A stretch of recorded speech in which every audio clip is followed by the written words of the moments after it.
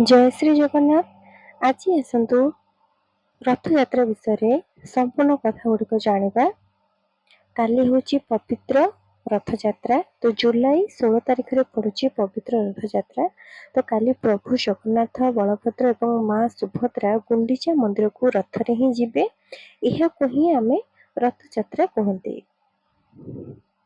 ରଥଯାତ୍ରା ପୂର୍ବରୁ ଘର ଦ୍ୱାର ସବୁ ସଫାସୁତୁରା କରିକି ଧୁଆ ଧୋଇ କରିବା ଉଚିତ। କାଲି ଉପବାସ କରିବା ବହୁତ ଶୁଭ ହୋଇଥାଏ।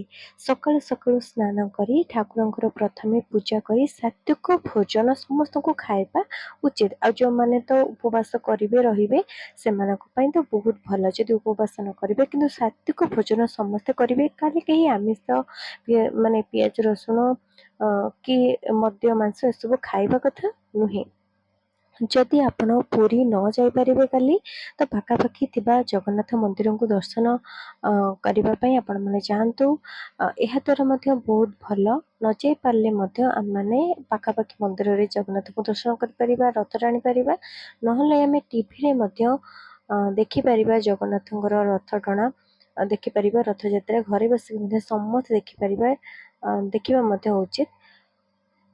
ଆଉ ଘରେ ମଧ୍ୟ ଠାକୁରଙ୍କର ପୂଜା କରି ଗୋଟିଏ ଛୋଟ ରଥ ଆଣିକି ପରିବାର ଲୋକଙ୍କ ସହିତ ମିଶି ସମସ୍ତେ ରଥ ଟାଣିପାରିବେ। ଆଉ ଛୋଟ ଛୋଟ ରଥ ମଧ୍ୟ ମିଳିଥାଏ। ଏଇଟା ବି ବହୁତ ଭଲ। ଚାହିଁଲେ ତିଆରି ମଧ୍ୟ ରଥ କରିପାରିବେ। ଯଦି ଯେଉଁମାନେ ଆଗରୁ ରଖିଛନ୍ତି ଛୋଟ ଛୋଟ ରଥ, ସେମାନେ ମଧ୍ୟ ଠାକୁରଙ୍କୁ ସେଥିରେ ବସେଇ ରଥ ଟାଣି ପାରିବେ। ରଥଯାତ୍ରାରେ ଠାକୁରଙ୍କୁ ଗରୁଡ଼ ସ୍ତମ୍ଭ ପାଖରୁ ରଥ ଉପରକୁ ଅଣାଯାଏ। ଗଜପତି ମହାରାଜ ସୁନା ଝାଡ଼ୁରେ ରଥ ଓ ରାସ୍ତା ପରିଷ୍କାର କରନ୍ତି। ଏହାକୁ ହିଁ ଛେରା ପହଁରା ବୋଲିକି କୁହାଯାଏ। ଲକ୍ଷ ଲକ୍ଷ ଭକ୍ତମାନେ ରଥର ଦଉଡ଼ିକୁ ଟାଣିଥାନ୍ତି। ଏହା ସବୁଠାରୁ ବଡ଼ ପୁଣ୍ୟର କାମ ଅଟେ। ଘରେ ମଧ୍ୟ ଠାକୁରଙ୍କର ବିଶେଷ ପୂଜା ମଧ୍ୟ କାଲି କରିବା କଥା। ଜଗନ୍ନାଥଙ୍କ ଫଟୋ କିମ୍ବା ମୂର୍ତ୍ତିରେ ଫୁଲ ଚନ୍ଦନ ଦିଅନ୍ତୁ। ଧୂପ ଦୀପରେ ଠାକୁରଙ୍କର ଆଳତି କରନ୍ତୁ। ତାପରେ କ୍ଷୀରି, ମାଲପୁଆ, ପଣାର ଭୋଗ ଠାକୁରଙ୍କ ପାଖରେ ଲଗାନ୍ତୁ କିମ୍ବା ଫଳମୂଳର ଭୋଗ ଲଗାନ୍ତୁ। ଜଗନ୍ନାଥଙ୍କ ଅଷ୍ଟକମ୍ ଓ ଭଜନ ଗାଇବା ଉଚିତ। କୀର୍ତ୍ତନ ମଧ୍ୟ ଠାକୁରଙ୍କର କରିବା କଥା। ଏହି ଦିନ ଗରିବ ଲୋକଙ୍କୁ ଖାଦ୍ୟ, ବସ୍ତ୍ର ଦାନ ଦେଲେ ଏସବୁ ବହୁତ ଶୁଭ ହୋଇଥାଏ। ଜଗନ୍ନାଥଙ୍କ ଆଶୀର୍ବାଦ ଆମ ଉପରେ ସବୁବେଳେ ରହିବ। ତ ଯେଉଁମାନେ ପୁରୀରେ ଯାଇଛନ୍ତି ରଥଯାତ୍ରା ଦେଖିବାକୁ ସମସ୍ତେ କମେଣ୍ଟରେ କୁହନ୍ତୁ। ଏବଂ ଯେଉଁମାନେ ଯାଇପାରୁନାହାନ୍ତି, ଯେଉଁମାନେ ପାଖାପାଖି ମନ୍ଦିରକୁ ଯାଇକି ଠାକୁରଙ୍କର ପ୍ରତିବର୍ଷ ଦର୍ଶନ କରନ୍ତି, ସେମାନେ ମଧ୍ୟ ସମସ୍ତେ ଜୟ ଶ୍ରୀ ଜଗନ୍ନାଥ ବୋଲି ଥରୁଟିଏ ଲେଖିଦିଅନ୍ତୁ।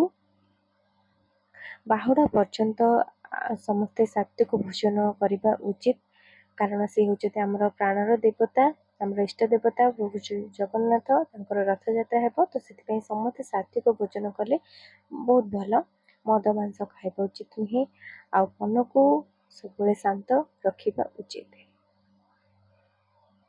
ରଥଯାତ୍ରା ହେଉଛି ମା ସୁଭଦ୍ରାଙ୍କର ମାଉସୀ ଘର ଗୁଣ୍ଡିଚା ମନ୍ଦିରକୁ ମହାପ୍ରଭୁ ଜଗନ୍ନାଥ, ବଳଭଦ୍ର ଓ ସୁଭଦ୍ରାଙ୍କର ବାର୍ଷିକ ଯାତ୍ରା। ବର୍ଷକୁ ଏହା ଥରେ ହୋଇଥାଏ। ଏହା ଶ୍ରୀକୃଷ୍ଣଙ୍କର ବୃନ୍ଦାବନରୁ ଦ୍ୱାରକା ଯିବାର ଏକ ପ୍ରତୀକ।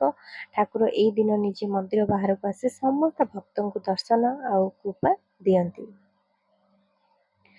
ପ୍ରତିବର୍ଷ ନୂଆ ପବିତ୍ର କାଠରେ 3 ରଥ ତିଆରି ହୁଏ। ଆପଣମାନେ ଯେଉଁମାନେ ଜାଣିଛନ୍ତି ଯେ ଆପଣଙ୍କର ଆଖପାଖରେ କେଉଁଠି ଜଗନ୍ନାଥ ମନ୍ଦିର ଅଛି, କେଉଁ ଏରିଆରେ ଆପଣ ଦେଖୁଛନ୍ତି, ନିହାତି ମୋତେ କମେଣ୍ଟରେ ସମସ୍ତେ ଜଣାନ୍ତୁ। ତ ଯେତେବେଳେ ଆମର ରଥଯାତ୍ରା ହୁଏ, ତ ପ୍ରତିବର୍ଷ ନୂଆ ପବିତ୍ର କାଠରେ ହିଁ 3 ରଥକୁ ତିଆରି କରାଯାଏ। ନନ୍ଦିଘୋଷର 18ଟି ଚକ, ତାଳଧ୍ୱଜର 16ଟି ଚକ ଓ ଦେବଦଳନର 14ଟି ଚକ ଥାଏ।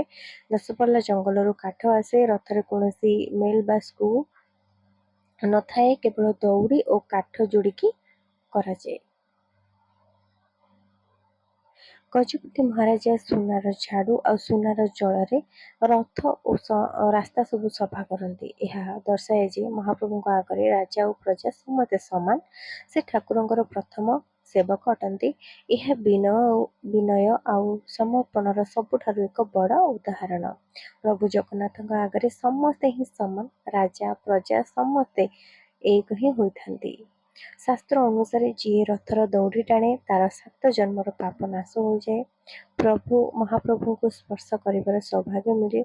ଏହା ମୋକ୍ଷ ପ୍ରାପ୍ତିର ସହଜ ରାସ୍ତା ବୋଲି ମାନ୍ୟତା ଅଛି। ସେଥିପାଇଁ ଲକ୍ଷ ଲୋକ ମାନେ ଦୌଡ଼ି ଟାଣିବାକୁ ଆସନ୍ତି। ବହୁତ ବାହାରୁ ମଧ୍ୟ ବିଦେଶରୁ ମଧ୍ୟ ଲୋକମାନେ ଆସନ୍ତି ଏହି ରଥଯାତ୍ରାରେ ସାମିଲ ହେବା ପାଇଁ। ଦେଖୁଛନ୍ତି ତ କେତେ ଭିଡ଼ ହୁଏ ରଥଯାତ୍ରାରେ। ଯେତେ ଭିଡ଼ ହେଲେ ମଧ୍ୟ ବଡ଼ଦାଣ୍ଡରେ ସେମିତି ହିଁ ଜାଗା ହୋଇଯାଏ, କାରଣ ଏହା ହେଉଛି ପ୍ରଭୁଙ୍କର ଏକ ଲୀଳା। ସକାଳୁ ସ୍ନାନ କରିକି ଜଗନ୍ନାଥଙ୍କ ଫଟୋରେ ଫୁଲ, ଚନ୍ଦନ ଆଉ ଧୂପ ଦିଅନ୍ତୁ। କ୍ଷୀରି, ପଣା, ମାଲପୁଆ ଭୋଗ ଲଗାନ୍ତୁ। ଜଗନ୍ନାଥଙ୍କ ଅଷ୍ଟକମ୍ ଭଜନ ବଜାନ୍ତୁ। ଛୋଟ କାଠ ରଥ ତିଆରି କରି ପିଲାମାନଙ୍କୁ ନିହାତି ଟଣାନ୍ତୁ। ଏହି ଦିନ ଗରିବଙ୍କୁ ଖାଦ୍ୟ, ବସ୍ତ୍ର ଦାନ ନିହାତି କରନ୍ତୁ। ପ୍ରଥମ ଦିନ ରଥଯାତ୍ରା ହୁଏ। ଦ୍ୱିତୀୟ ଦିନରୁ 8 ଦିନ ପର୍ଯ୍ୟନ୍ତ ଠାକୁର ଗୁଣ୍ଡିଚାରେ ବିରାଜମାନ କରନ୍ତି। ନବମ ଦିନ ବାହୁଡ଼ା ଯାତ୍ରା ହୁଏ। ଦଶମ ଦିନ ସୁନାବେଶ ଆଉ 11ତମ ଦିନ ନୀଳାଦ୍ରି ବିଜେ ହୁଏ। ଗୁଣ୍ଡିଚାରେ ଠାକୁରଙ୍କୁ ପୋଡ଼ପିଠା ଭୋଗ ଲାଗେ। ଏହି 9 ଦିନ ଭକ୍ତମାନେ ଉପବାସ ଆଉ କୀର୍ତ୍ତନ କରନ୍ତି। ରଥଯାତ୍ରା ହେଉଛି ସମତାର ସବୁଠାରୁ ବଡ଼ ପର୍ବ। ଏଠାରେ ରାଜାଙ୍କ ଠାରୁ ଆରମ୍ଭ କରି ସାଧାରଣ ଲୋକ ପର୍ଯ୍ୟନ୍ତ ସମସ୍ତେ ଗୋଟେ ଦୌଡ଼ି ଟାଣନ୍ତି। ଜାତି, ଧର୍ମ, ଧନୀ, ଗରିବ ଏଠି କିଛି ବି ଭେଦ ନାହିଁ। ଏହା ଆମକୁ ସେବା, ଭାଇଚାରା ଆଉ ମଣିଷତ୍ୱର ଶିକ୍ଷା ଦେଇଥାଏ। ତ ଆପଣମାନଙ୍କୁ ରଥଯାତ୍ରାର ଏହି ଭିଡ଼ିଓଟି କେମିତି ଲାଗିଲା ନିଶ୍ଚୟ ମୋତେ କମେଣ୍ଟ କରି ସମସ୍ତେ କୁହନ୍ତୁ। ଏବଂ ଆଉ କ'ଣ ଜାଣିବାକୁ ଚାହୁଁଛନ୍ତି ମୋତେ ନିହାତି କହିବେ। ମୁଁ ନିଶ୍ଚୟ ଆପଣମାନଙ୍କ ପାଇଁ ସେଇ ଭିଡ଼ିଓଟି ନେଇ ଆସିବି। ଆଉ ଆପଣମାନେ ଯେଉଁମାନେ ଚାହୁଁଛନ୍ତି ଏମିତି ଭିଡ଼ିଓ ସବୁବେଳେ ଦେଖିବା ପାଇଁ, ଶିକ୍ଷଣୀୟ ଭିଡ଼ିଓ, ତାହେଲେ ଆମ ଚ୍ୟାନେଲକୁ ସବସ୍କ୍ରାଇବ୍ ମଧ୍ୟ କରିପାରିବେ। ସାଙ୍ଗମାନଙ୍କୁ ମଧ୍ୟ ଭିଡ଼ିଓକୁ ସେୟାର କରିପାରିବେ। ଆଜି ପାଇଁ ଏତିକି ରହିଲି। ଜୟ ଶ୍ରୀ ଜଗନ୍ନାଥ। ଧନ୍ୟବାଦ।